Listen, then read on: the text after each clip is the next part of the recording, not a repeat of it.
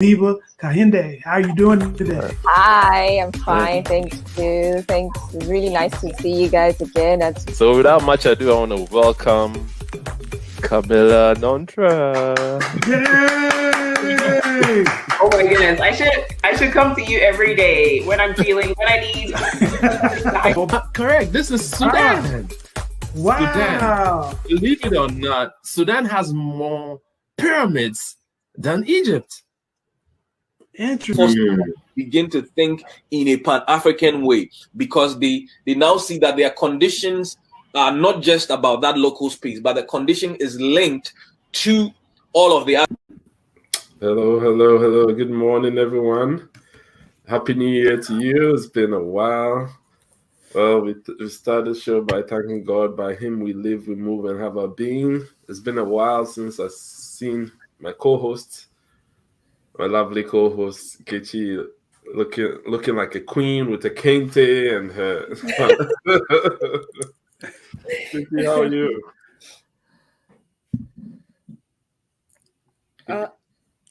Oh, can you hear me? Okay, now I can hear you. Oh, okay. I was asking how you are. Oh, I'm great.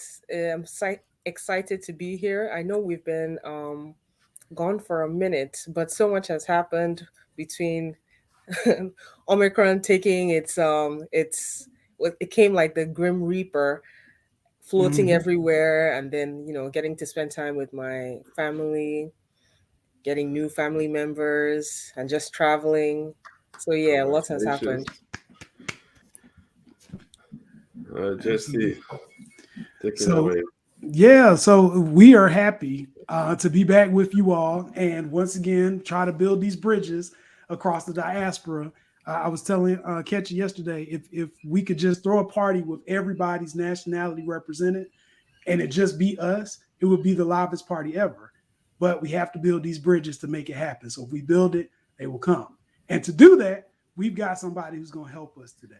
We have gotten my friend, the quintessential bridge builder herself, Miss Djarta Halliday. How are you doing? Yay! I'm good. Thank you so much for having me. Yes. So first and foremost, if you wouldn't mind just telling the audience a little bit about you. Who are you? Where are you from? Sure. So for anybody who looked at my name and was like, I don't know how to say that, it's Djarta Halliday.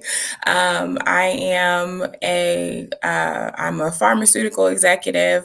I live in Charlotte, North Carolina. And, I have lived a very interesting and sometimes crazy life. Influenced by my Caribbean upbringing and, of course, my world travels. So, I'm the oldest of three girls, and my sisters are just as fabulous. So I'll tell you about them a little bit later. But I'm really happy to be here. Well, first off, I want to just emphasize, she said pharmaceutical executive, and I just want to put that out there. I'm not going to say nothing about people's accounts, but executive. Okay? So I'm celebrating that just because you never know who's watching it. It might be some kid. I always tell my co-host, there might be some kid watching who's like, oh, I could never do X, Y, and Z. But seeing Black people in those positions, now they might think differently, right? Yeah. So you can do it. Yes, absolutely. So we're going to start off just by going to give you an opportunity to represent. All right, it's one place I know where you're from, I'm going to represent, but there's another place that I need you to put full blast representation on because we want to make sure that the people hear you and that they know that they need to be celebrating this moment. So where are you from, and then where are you from? So first and foremost, I give deference to the Bull City.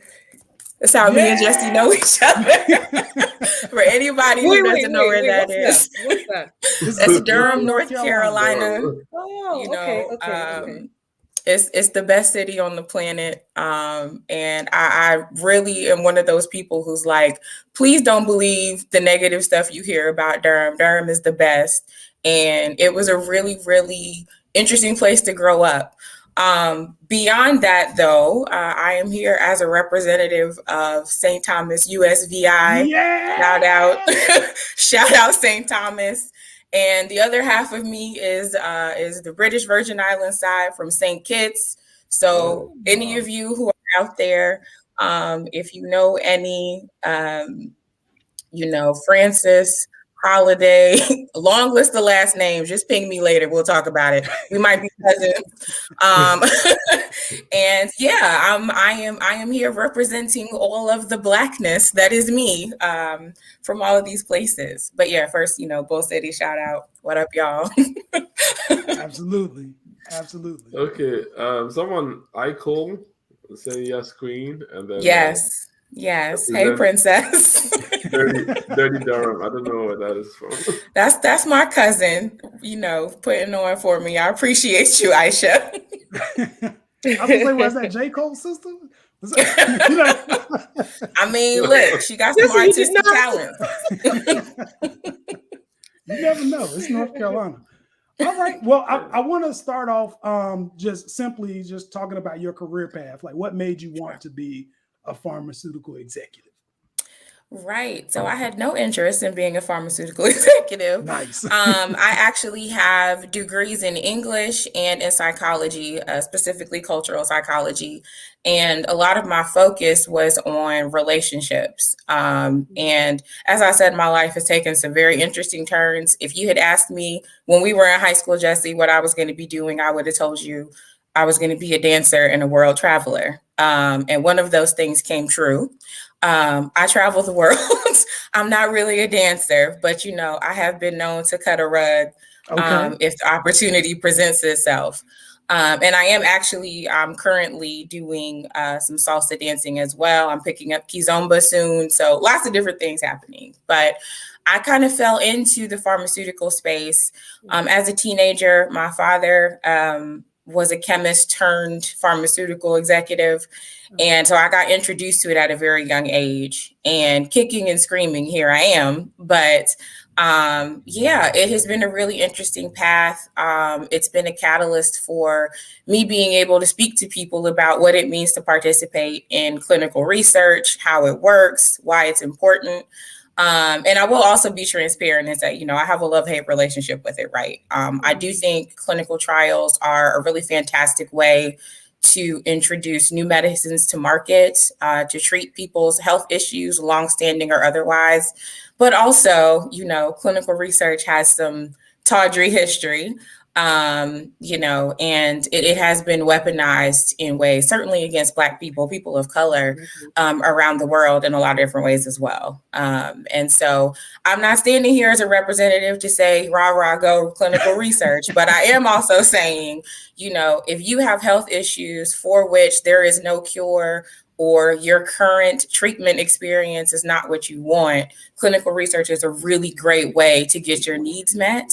And there are some fantastic clinicians out here, diagnosticians, who are well invested in your health, and they want you to live long and prosper. For my Trekkies out there, they want that for you. So definitely, if you find out about a clinical trial, ask all the questions, get down in it, and pursue that as a way to ensure that you're living your best, healthiest life. Wow. Anyway, thank you for that. I ask my question. I know, so many questions. Can I ask? Okay.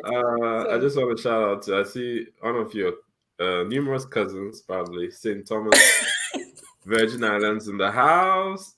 That's my mom. Hey, Mom. Hey, Mom. Well, I should believe you definitely had some challenges along the way, and with all the touted history, the clinical trials and all that. So what are some challenges you faced? We can go really any way you want with that, Fred. It's challenging to be a Black woman in a very white space. It's challenging to be an intelligent woman in that kind of space. And a lot of the things I have faced along the way have been the result of, me being smarter than someone or a group of people that I'm in the room with.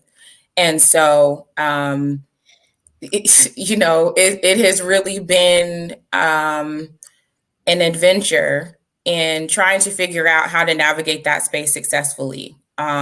knowing what role I want to play in those discussions, and if I want to play at all, right? I think it's very easy to get weighed down by just the constant barrage of isms that affect you in that space. And very early in my career, my health took a really bad turn as a result of just the stress of microaggressions, of outright targeting, just abuse, corporate abuse that was going on.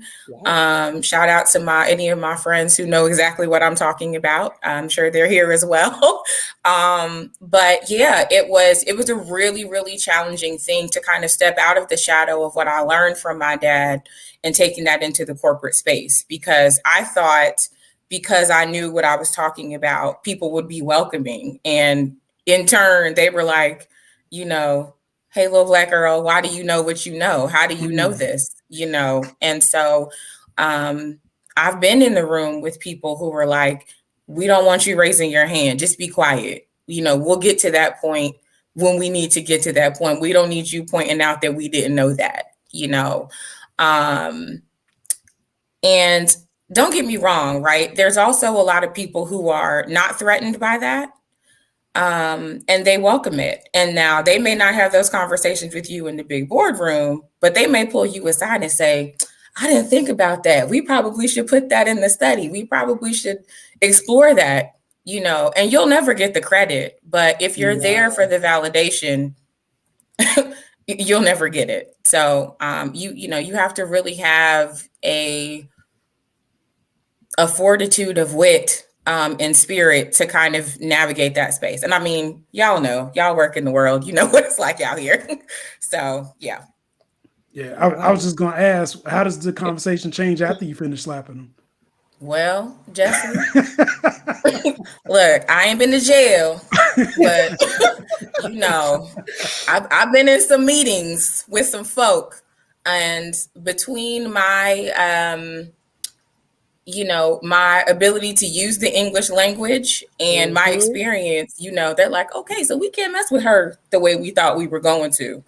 And sometimes that has resulted in me either being removed from a team, terminated. They, you know, they don't have a problem with doing dirty things to get rid of you once they realize they can't mess with you how they want. So, you know, it has been a teaching experience as well, or learning experience as well, and trying to identify what my boundaries are going to be in the corporate space. You know, there was a time in my life where there were people who were really trying to befriend me, colleagues, and I was like, nah, son, like we're not even about to have a personal relationship outside of, you know, what we do here from day to day, because I don't know if I can trust you. And you know, some of those people, they have survived, they know who they are, love them to death, but others have been cut.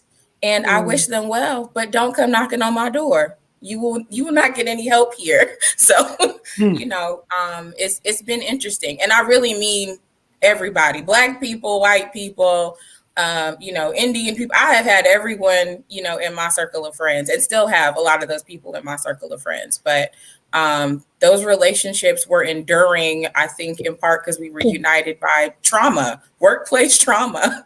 You know, so Fred, don't ask me complicated questions. I can talk about it all day. We'll be here all day talking about that. Well, Happy New Year to Michael. Thanks for joining us. Happy New Year, Mike. Happy New Year. Hand it over to Nkechi. Okay, good. Because I actually had a question relating to, you stated that you did not start off as a pharmaceutical exec. Talk us through the process of studying cultural psychology, what cultural psychology is, and then how you made the shift. Because I do know that some people might be on this trying to figure out, well, if I'm interested in being a pharmaceutical exec, how do I make that move? And also, give us a little background on what exactly a pharmaceutical exec does, is. Okay. So starting with the beginning, I was in school studying to be a psychologist. My intention was at the time to support one of my other interests, which was I was an image consultant. I had a business I had started, and I had decided that I needed to kind of fortify what I was telling people about themselves with some education. Right. And so the school that I ended up choosing was an online school, but they didn't really have a program for what I was trying to do. So I had to choose something that would allow me the flexibility to understand kind of who my clientele could potentially be. And that spark started when I was like a retail associate at Old Navy, just helping people find clothes that look good on them. And, you know, through all of that, I learned how to navigate human behavior, right? And in the cultural space, culture can be your actual racial or ethnic background, but the culture can also be, you know, how you grew up, where you grew up, the environments that you experienced. You know, if you're LGBTQ, you know, that's a culture in and of itself. You know, if you are a Southern Black person, that is a culture in and of itself. And we have our own things going on that are very different from Black people in the North, in the West. You know, we have our own jargon, our own style and way of being. And so my intention was always to find ways to make people feel better about themselves. That was where it was. That's where my focus was. I pivoted from there into studies of relationships. Some of the women that came to me for help at the time were either about to be divorced, had been divorced, or were like, girl, I ain't been sexy in 10 years. Please help me. I don't know what I'm doing. And so a lot of those discussions were about, you know, their relationships, who they were before they were a married woman and, you know, had children, who they had thought they were going to be as a married woman and who they thought they were in that present space. And so, yeah, I did a lot of researching. My master's was based on marriage and relationships, primarily in the African American and the Black community. But, you know, that stuff has long arms. It reaches around the world. And the way it presents is just very different. And so what ended up happening is I found myself outside of my education with nothing else really to support me. So you're talking like way back 2008 at that point. The markets had crashed. Housing was terrible. Millennials couldn't find any jobs. You know, we were just struggling. And all I really had to fall back on was the experience I had started with in clinical research. And so, as I said, my dad had been giving me jobs, stuff to do, protocols to read. And it was always kind of out there as a thing, you know, and it ended up being my fallback. And so what I started out at the tender age of 14 as what's known as a clinical trial associate. It's the title I was given. But I was really just doing administrative work. So reading protocols, understanding their function in clinical research, you know, sending out information to people. I was also concurrently doing some cold calling. So my dad was really, really focused on the time at getting people of color to participate in clinical trials. And so I had to just call like these doctors' offices and say, I've got this video for you. If you put it on in your clinic, just on a loop, you know, for maybe some of your Black and brown patients to see, maybe we can get them interested enough to start asking questions about what's clinical research. And so, yeah, I did that for a very long time. And fast forward to now, I say pharmaceutical executive because it's kind of a vague title, but I am a global study manager, which means on a global scale, I am running any number of clinical trials all at once in any one or many therapeutic areas. And so that means I am in rooms with doctors and or scientists, clinicians, statisticians, helping them to develop protocols that are intended to better the world or treatment for people for a given disease. But I've been a project manager, similar title, but the focus is a little different. I've been a clinical research associate. That's really where you get the exposure to travel. But what you're doing is monitoring the doctors that, these companies identify to run the trials and making sure that they're not going to kill anybody, right? That's kind of your basic function. You are literally going to their offices, reviewing all of the records, all of the data that they collect, and making sure that they're following the laws in whichever country, you happen to be in.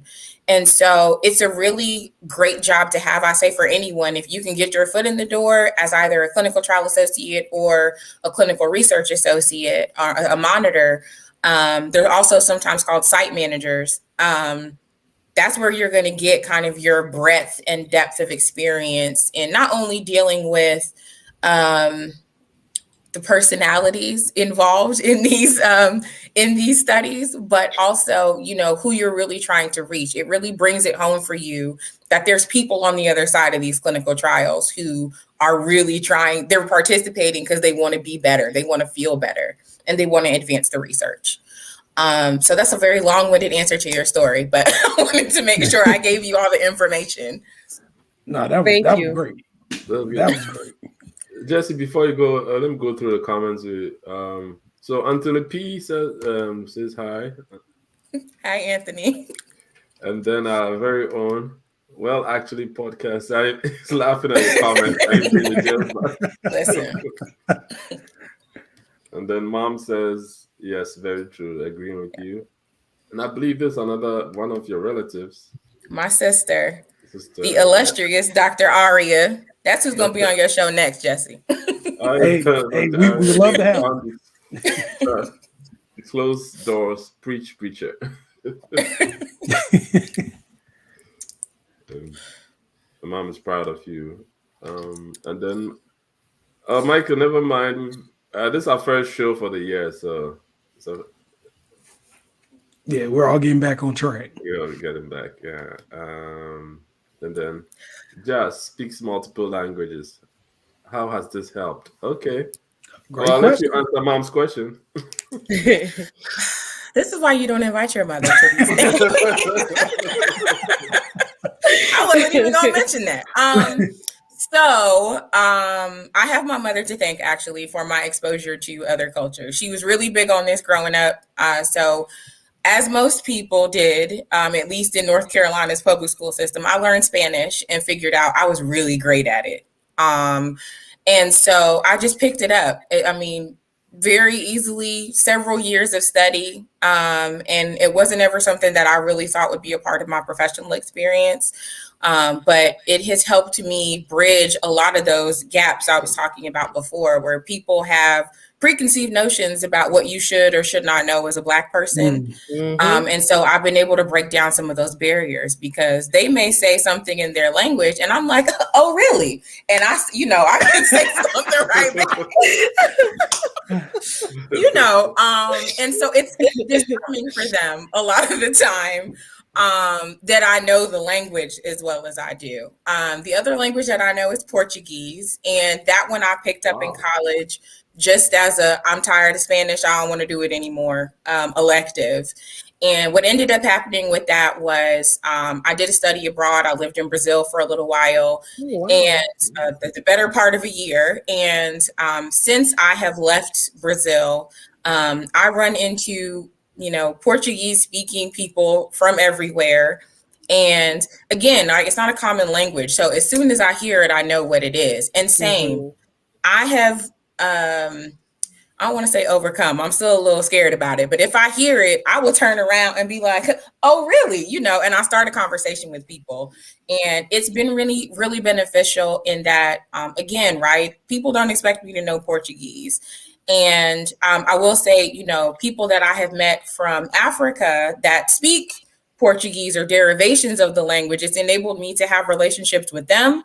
I've been able to have, really great conversations, really great interactions with people from, Portugal, from many different parts of Brazil. It's been a really enriching experience. And even now in my current role, I'm working with people from nations where both of those languages are their first, their primary language. And my colleagues will reach out to me. The whole conversation is in whatever language. And then at the end, we're like, okay, girl, talk to you, talk to you later. So it's opened up my world so much more that I've had the experience of learning those cultures, learning about Black people and their existence in those cultures. And then also how that's informed my ability to, bridge gaps that I may not have been able to because people made assumptions about who they thought I was. See, So, I told y'all she the glue. She's gonna glue us all together. Jesse, don't oversell me. Please don't. Well, Renelle Cole says, and you're amazing at it. You shine in all the rooms. Thank you, Ray. It's one of my former colleagues. Oh, wow. Will Dudley, what's going on, man? Hey, Will. So more diversity is needed in this industry. Black folks are severely underrepresented, and this results in drugs not being developed. Yep. That have known effects on our diaspora. That is very true. Yep. So I wanted to just transition away a little bit because I know now we've been talking about your ability to connect with everybody based on understand language, which is cool, by the way. I think you could probably walk into like certain stores and if somebody talking about you, you know what they saying. That's awesome. Hit me up later. I got some stories for you. But I want to also talk about, this concept of you were dealing with kind of giving people relationship advice and helping people find themselves after bad situations in relationships. Have you noticed any differences, I guess culturally amongst people from different regions of the world when it comes to relationships and identity and all that stuff? I'm not going to say that there are differences. They are the same problems disguised in a different cultural veil, right? So infidelity has a different definition in almost every circle you walk into. What's cheating for one is not cheating for another.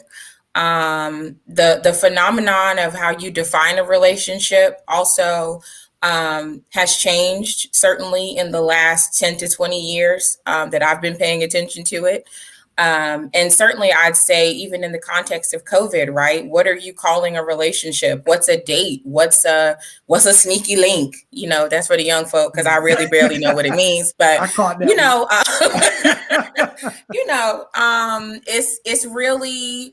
it's really been interesting. I think one of the things that I watched happen during COVID in particular was, at the time, Jada had just come out about her entanglement with August. What is that? August. I was like, what is that child's name? And so I was like, entanglement. I said, I don't have enough space in my mental or emotional dictionary to try to figure out what that means. I'm like, just say you had a relationship with that man and call it a day, and for people who don't use the word entanglement, they call it something else. Those relationships exist out there. I've been in one or two myself, from being transparent, but I don't really think that it matters culturally where you are in that respect, right? In terms of what you're calling a thing. Okay. But I think the problems that you deal with and how you address them are where the cultural part comes out, right? If I may bring feminism into it, right? There is kind of a feminist view that, the patriarchy has ruined our ability to have true, authentic relationships, right? Because men rule everything, they make all the rules, and we're just out here as women trying to figure out how to respond to that. And, the challenge becomes, at what point do we say or acknowledge, yeah, that's cool, patriarchy played a part, but also, how can I change my response to that outside of my feminist view, my individual view, or my lived experience?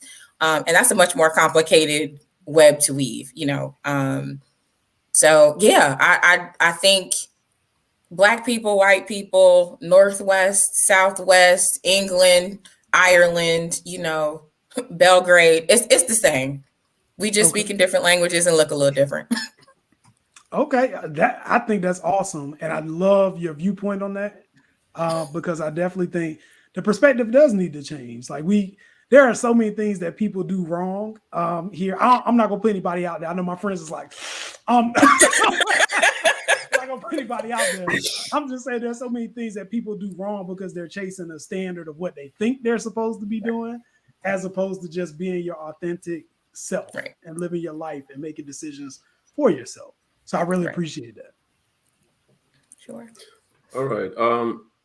Well, Michael, I don't know whether to bring this up, but I was a little upset yesterday. I know you are happy because this is the African Cup of Nations is ongoing now. Ghana had lost the game and had a tie yesterday, so I was upset about that. So yes, I am following. I don't know about Kechi or Jesse. I will follow. I have no intention of following. Nigeria is always embarrassing me. They actually won a good game, so we shall see. Because it's the same way every time they go to FIFA. The World Cup, they're always embarrassing me. Like I'm giving myself high blood pressure, yelling at everybody around me, and then it's like 6-0. It's like, how do you defend that? So no, just tell me who the winner is. Okay. Dr. Arya says read Bell Hooks, All About Love, Patriarchy, Racism, and Classism hits all of us. Rest in peace, Bell Hooks. Yeah, thank you. Well, if I would, I have a few friends who are CRAs, that's Clinical Research Associates, and I want to talk a little bit about that career because it seems like they seem to be well off. And do you have to be in the science space in order to qualify for that? You don't. Having a scientific background is a bridge, right? As I said, I have an English degree, and I remember my first corporate interview. I was like, Lord, if they ask me anything about science, I'm going to be like, amoeba, planarian. I'm like, I don't know. I don't really remember electrons and all that stuff. I can't tell you anything about that. But if you want to know how to say some words and read some books, I got you. So it's a way to get your foot in the door. It makes it easier. But there are so many people out here who are CRAs that don't have, they don't start with that foundation of a scientific education. I know many CRAs that I meet from around the world are doctors who are trying to, work towards their ability to practice medicine in the United States. Or sometimes they practice medicine in their home country and they come here and they're like, no, this is a better way for me to make money and I don't have to see patients. So, it really can depend, on kind of what your aims are. And you did mention, so I will be very transparent about it. CRAs are making money out here. Okay. That was actually the next thing I was going to ask you. Because shock, horror. I did take a course. A couple of years ago, I was trying to make the transition into CRA. So I took a couple of courses, did a couple of things, but I also realized, I don't know if it's because at that point in time, there was an infiltration of more Africans trying to get into CRA. The questions, the interview and all that seemed to be a little bit more tougher because I'm also part of a CRA group on Facebook. When I see the questions that come in and I see on people's profile what they were doing, somebody was working at, I think, Walmart or Walgreens before becoming a CRA. It's like, I know for a fact this person did not have the experience. So how did they pass their interview, get the job, but somebody who does have the education, also doesn't have the experience, is still jumping through hoops? So I think, not to be bearer of bad news, there's still like racism when it comes to being able to getting your foot into the door. Yes. Well, let me tell you this, right? I'm part of a group called Black Women in Clinical Research. The founder, Danielle Coe, is, I don't know if she's watching, but if you are, Danielle, we'll shout out to you. There's a community out there for Black people of color in particular, where you can get a lot of support whether you're coming from Walmart or from Harvard, to get your foot in the door, right? There are CRA training programs that, I mean, I can't vouch for any one of them because I didn't participate in them. I got thrown into the CRA world. But you know, I will say some of it is about luck and some of it is about who your connections are, how you were trained, you know, who was looking at your CV and telling you where to put those keywords so that you could get your foot in the door. So, you know, I had the benefit of nepotism. I'm very open about that. I'll tell anybody, you know, I wouldn't be doing it if it was not for my father. But there are people all the time, especially in that group. I mean, daily, somebody says, you know, I was a pet groomer and now I'm a CRA. Thank you to this group and for the training and for the, you know, the resume review and the assistance and support. So if you are a person out there that's looking for that, I am not a paid sponsor of any one thing. I'm just saying, find a support group, find your tribe and get the support you need to get where you want to be. If you want to be a CRA, the sky's the limit. And I'm not going to say there's not hoops you have to jump through. There certainly are, to your point, Kichi. But yeah, there's a lot of spaces out there presently that are really trying to push the envelope to get Black people, Africans. There's a lot of Africans in that group that are like, okay, look, I have a pharmacy degree and it's not hitting. I'm trying to be a CRA.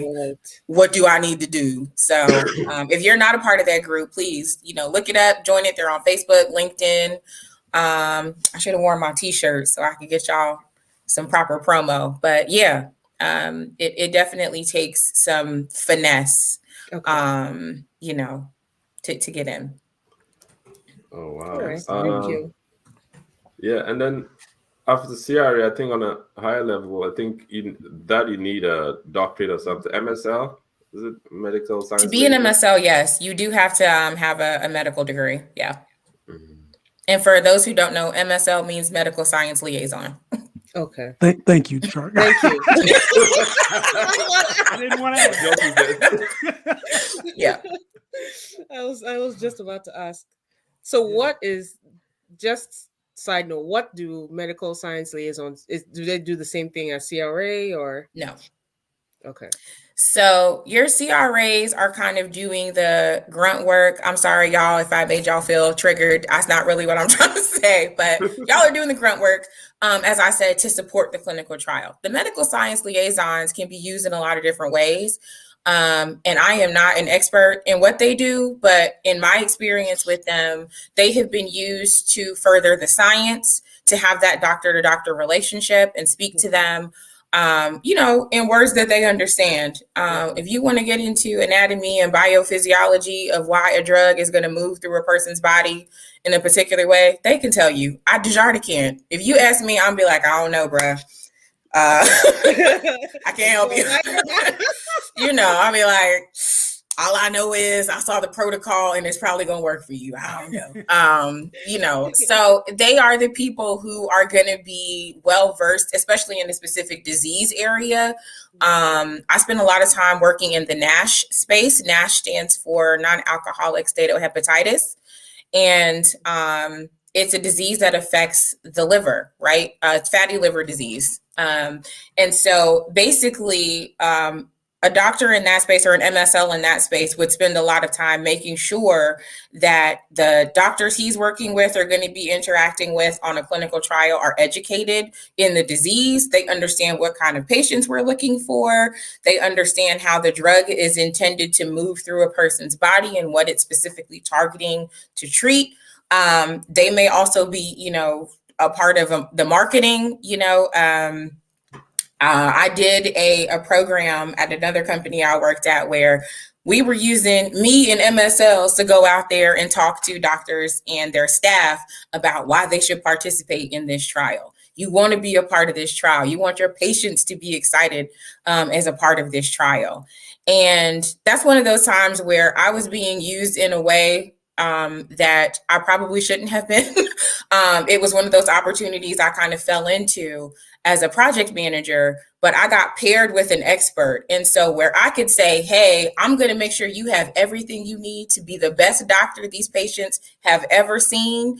The MSL was coming behind me like, yeah. And what I'm going to do is talk to you about why, as a doctor, you need to know everything about this disease. This is going to be the money-making disease, for the next 20 years. This is the next big pandemic.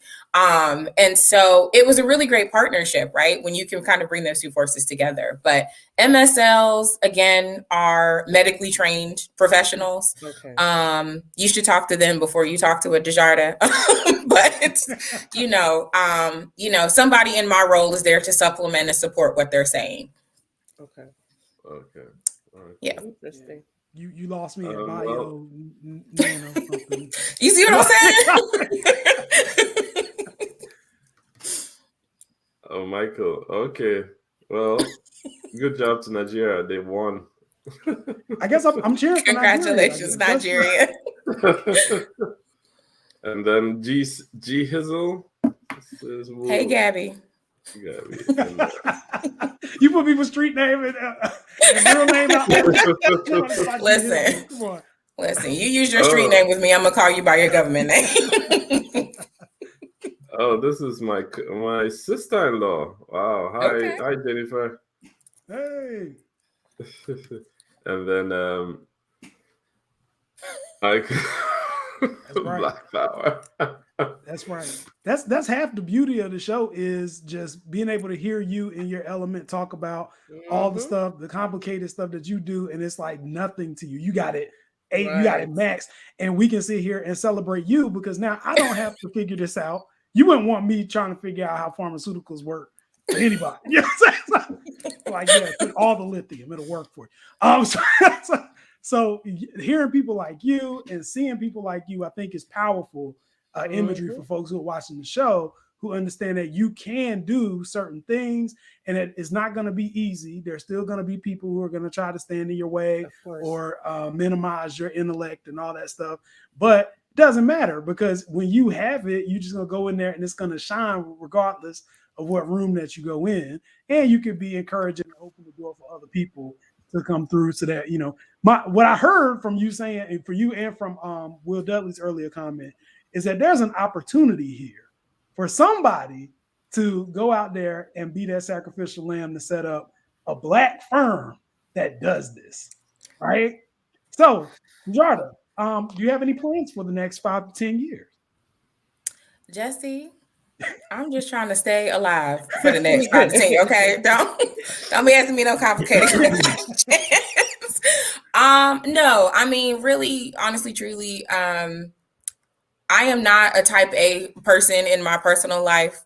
Professionally, if you catch me in these pharmaceutical streets, you're gonna be like, wow, that is not the same person who was on the show. But I really am a kind of go with the flow. I have so many different interests and so many different experiences that influence those interests. I have found myself in so many strange places that I didn't think were possible. So plans written in pencil, sure. I'm about to dominate these pharmaceutical streets. But I don't really have an end goal. Am I trying to be the next pharmaceutical CEO? Not really. But am I on track to do that? Absolutely. Right? Why shouldn't I? Right. I don't remember his name. I'm so sorry. But the CEO of Merck is a Black man. Right. And I've met him in person, shook his hand.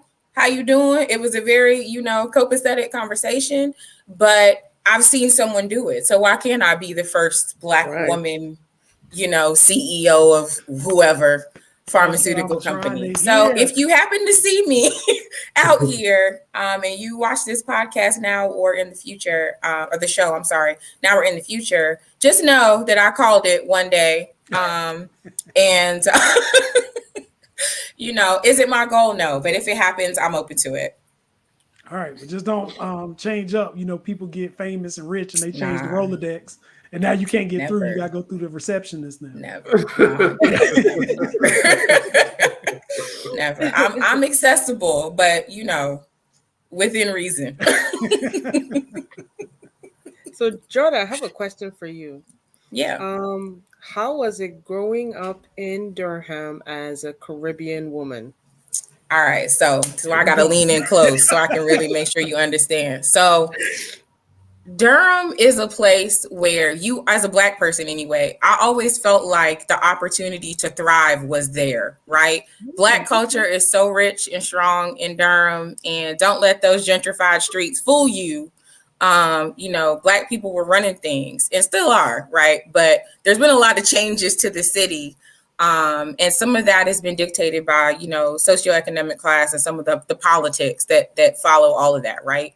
And so I didn't really acknowledge that I was a Caribbean anything until high school, right? It was always like this kind of secret part of my life that no one else really knew. I don't even think Jesse knew till the other day that I was of Caribbean descent. So it was an interesting experience, right? I had this culture at home where we were eating curry chicken and roti and winding up, dancing up. Now it's a cultural movement, right? It's popular, but a lot of people's exposure to it was, Sean Paul at our little high school parties back in the day. Oh my Lord! So they didn't really have that, they didn't really have that exposure or experience. And it was something that I lived every day. A dance party in high school was just a regular Saturday night for me and my family. So, there was that. I think I would participate in, I don't even know if they still have it now, but every year Maryland had this Caribbean festival that my cousins would invite me to. I drive up with my mom. I invited some friends from college along the way. And it is just a weekend long extravaganza representation from every Caribbean nation you can think of. Flag waving, winding up, food, people connecting with friends they hadn't seen in, decades. My mom's friends, my dad's friends, my stepdad's friends, all these people coming together just to celebrate and have a good time, right? And again, it was like this secret thing that I did. I'd come back, and people be like, how was your weekend? I had a great weekend, What were you doing? I was in DC, in the street, getting to it. But it was interesting to figure out, I think in my 20s, that I was Southern just as much as I was Caribbean, right? It was an interesting kind of intersection to find myself at. And I could always explain the Southern, but I felt like the Caribbean part required so much more effort and explanation because a lot of people's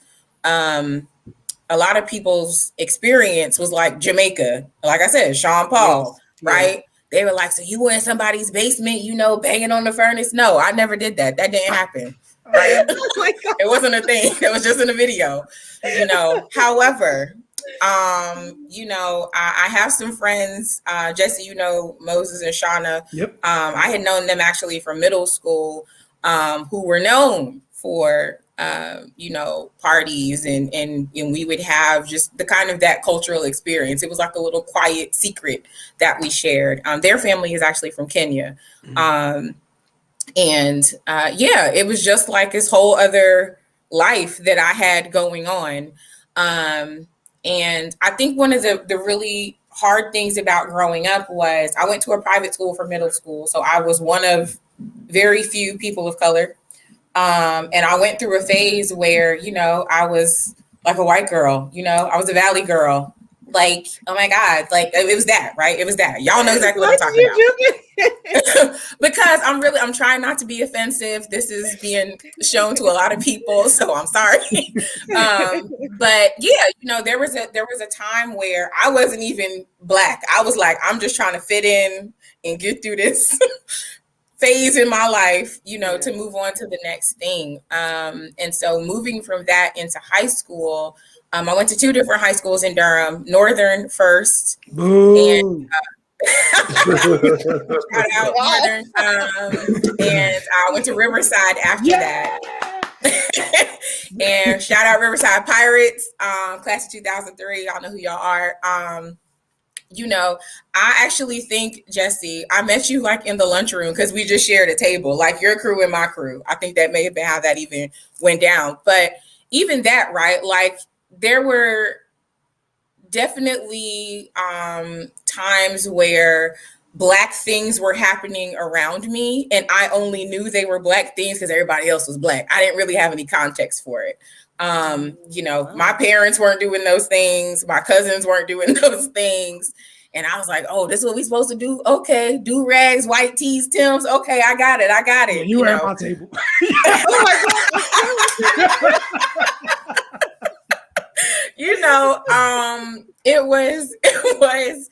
was just a very interesting experience, you know. And you fast forward that to college. Oh, I was full blown Caribbean. I had the flags in my car, USVI represent. My cousin Trey Douglas, if he's out there watching, me and Trey were like, you know, trying to put on for the Virgin Islands everywhere we went. And it was really like, a coming of age of a different kind, you know, to recognize that I have this whole other lived experience that other Black people really don't know much about. And so I started to really be more vocal about that, and continue to be, you know. So yeah, another long-winded answer. I'm sorry. No. I love that. And I think you're right, especially like I've realized that like once I went to Florida and there was a lot more Caribbean people, really like Black people from everywhere. But in North Carolina, we're kind of isolated, and we know that there's so much like racial tension with white, Black, and Latino, right? Like that alone is like breaking everything down for us. Yeah. So, you know, I think people tend to pair up into, you know, whatever their peer group is. If you Black, you Black. You white, you white. You Latino, you Latino. And that's how it works. But you'd be surprised. You aren't the only person who was Caribbean at Riverside, because my best friend at Riverside was from the Virgin Islands. She was from St. Croix. Oh, really? Yes. And she wouldn't, you know, she didn't want to talk because she had an accent. And you know how dudes are like, oh, you got an accent, Mom? What's up? Yes. You know how dudes are. But you know, she would always be like, oh, okay, you know, and she would put me on what's going on. And when her mom would come up, they would bring me like stuff that I had never heard about, like different fruits and all kinds of stuff. So and what's sad to me is I really think we missed the opportunity to kind of understand and build some learning, at least amongst like Black people, about how diverse that definition of Black can be. Because you know how it is. We had kids from everywhere, Nigeria, whatever. But when you got to Riverside and you saw all the white people, look, you got to pick a side here. You know what I'm saying? That's right. That's right. Around, who you with? That's right. We just Black today, right? Yeah. So I appreciate everything that you said, and I appreciate the love. We have some comments, but before you go, I do want to make sure, because we know you have to run, that we put your like social media information, whatever connection information you want to put out there. Don't feel pressured if you don't want to. But before you do that, let me just put this out there, because we don't know who's listening. This is not the time for you all to be LeBron James in the fourth quarter and shoot eggplants on half court into this girl inbox, right? We're going to be respectful. This is for development. If you got some questions about the CRA thing, or she's a world traveler, if you just want to know where cool places to go, then maybe that's the way to reach out. All that other stuff, you're going to have to run it by her, and we're going to have to check. And she has a big family. You heard about it's a whole bunch of siblings, and her mama was on here, right? So don't think people won't see you, right? But what's your social media handles? So you can find me on LinkedIn. First name, last name. Look, I'm keeping it a whole stack. Okay. My social media is private. Facebook and Instagram. I have them. I'm telling you, I have them. But for exactly the reasons you named, we're going to keep it 100% professional. So you can find me, as I said, on LinkedIn. If you have questions and we decide we want to have some additional discussion, we could do that later. But let's try LinkedIn first. And if we decide that we're compatible, then we'll have some other discussion elsewhere later. Absolutely. It's a vetting process. There really is. So that's it. Djarta Halliday on LinkedIn. On LinkedIn. Yeah. Dr. Aria says, can we also talk about people assume Caribbean always means Jamaica? There are many nations of the Caribbean diaspora. That's a great question or a great comment. Yeah. Yeah, I mean, as I said, I think early on, everyone always assumes you're Jamaican. But again, it's a thing of exposure, right? Even in my family, primarily we're talking about St. Thomas, St. Kitts, but I have family from St. Croix, from Antigua, from Dominica, so many places. And my St. Lucia, Lord, I almost forgot St. Lucia Granny. Please forgive me. Lord have mercy. I have people on so many islands that I don't even know.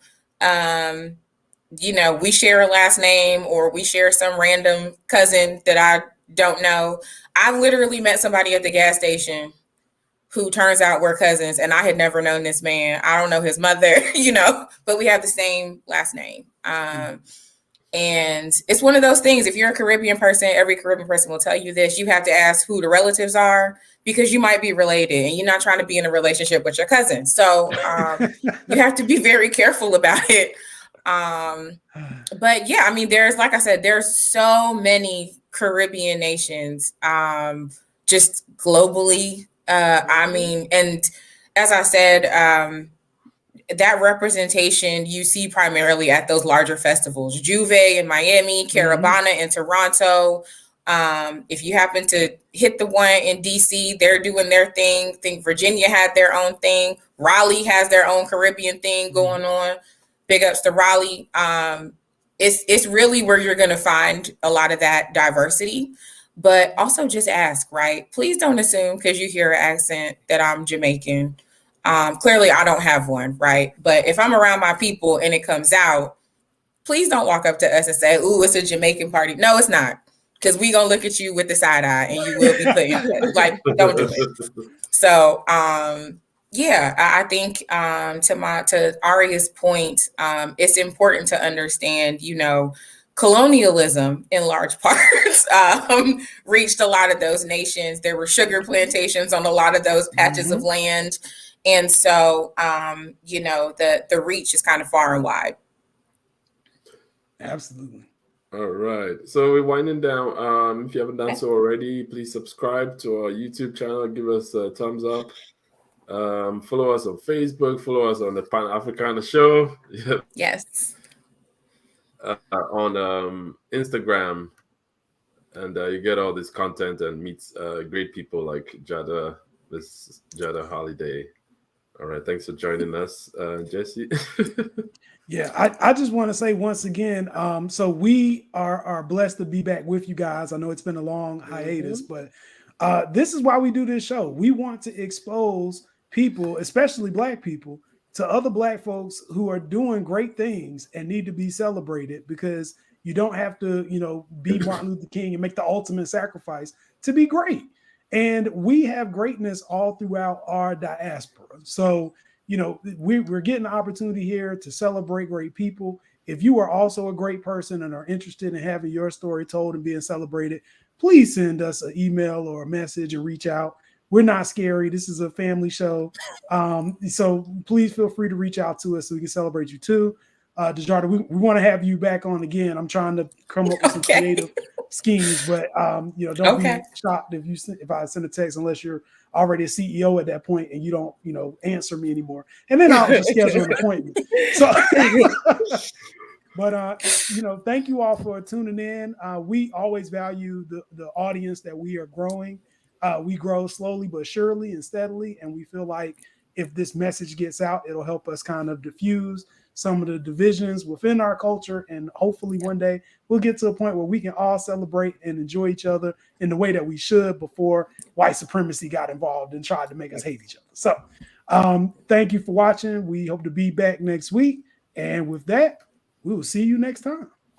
Yeah, bye. Thanks, Thank you all so much. Thank you all so much. Bye, guys. Thanks. All right. Djarta, hold on. Okay.